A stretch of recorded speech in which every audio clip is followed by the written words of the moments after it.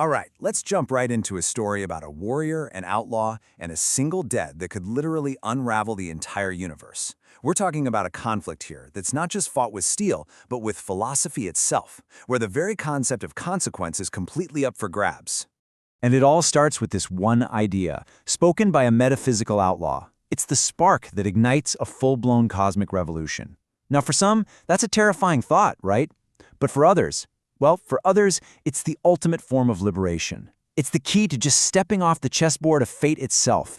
So at the very heart of this explainer is this incredible collision of two totally opposing worldviews. On one side, you have Red Sonja. She's a warrior whose entire life is forged in steel, blood, and an absolutely unyielding code of honor. And on the other, you've got Jack Sovereign, a being who doesn't just break the laws of reality, he writes his own. To really get this conflict, we first have to understand the world Red Sonja lives in. And trust me, it's a brutal but incredibly predictable world. It's a place built on a very specific kind of physics, a moral economy where every single action you take is being tracked.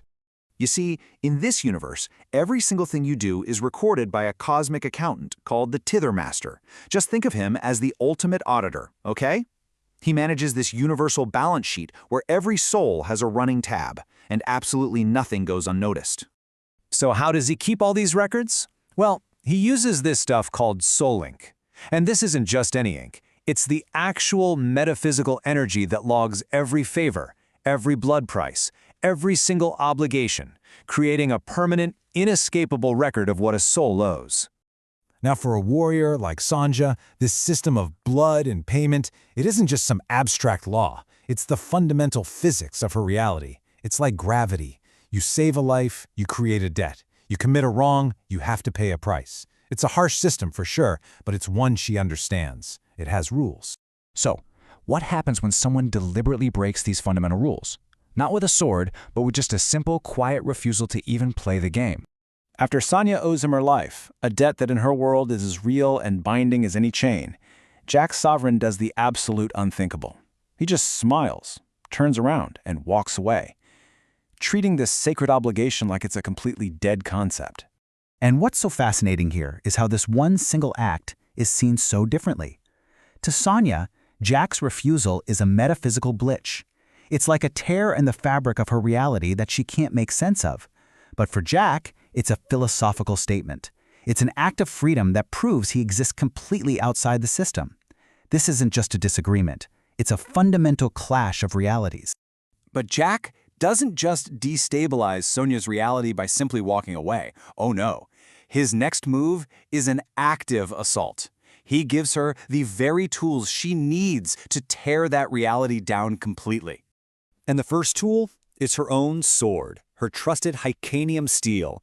After she shatters one of the Tithermaster's enforcers, the soul ink from that fallen golem literally bleeds into her blade, and now it hums with this strange, sickly violet energy. This completely transforms her weapon.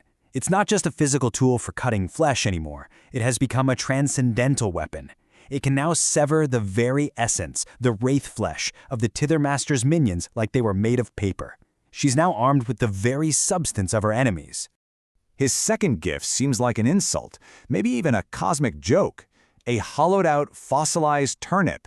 To a practical warrior who values steel and gold, this thing is laughably worthless. But its true value, it's not in what it is, but what it holds inside.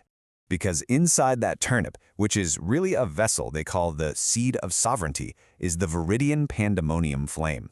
This is a power of self-ignition, a spark of raw, untamed energy that doesn't just burn bodies, it literally burns concepts. Its whole purpose is to wage war on reality itself. It can ignite and erase the soul ink on the Tithermaster's ledger. It is a cosmic eraser. An act this radical, canceling out a cosmic debt, and then handing over a tool that can erase the entire ledger, yeah, that doesn't exactly go unnoticed. The higher powers who are watching this grand cosmic game, they are definitely paying attention. And this chart just brilliantly illustrates the fallout. You have Pan, the embodiment of wild chaos, who celebrates the move as a Dionysian frenzy, a beautiful act of defiance. Then you have Sinos, the entity of despair, who's disgusted by what he calls a putrid spark of hope because it goes against his cold, nihilistic logic. And the Tither Master? Well, he just sees a cosmic deficit, a permanent, unfixable hole in his perfect books. Jack just made himself an existential threat to the entire system. So, where does this leave Red Sonja? Well, she's no longer just reacting to her world. She's now armed with the very tools needed to fundamentally defy its rules. And that's really the crucial point here. Red Sonja is not just a mercenary anymore. She's no longer just a soldier playing by a brutal but predictable set of rules. She is now a warrior, armed with a transcendental weapon and a cosmic erasure, a master key to existence itself, given to her by a being who lives completely outside of it all. And that leaves us with one final provocative thought. The entire system of cosmic accounting, of eternal judgment, it was all supposed to be absolute. But if the permanent record of a soul's deaths can literally be burned away, what other unbreakable universal laws are next on the chopping block?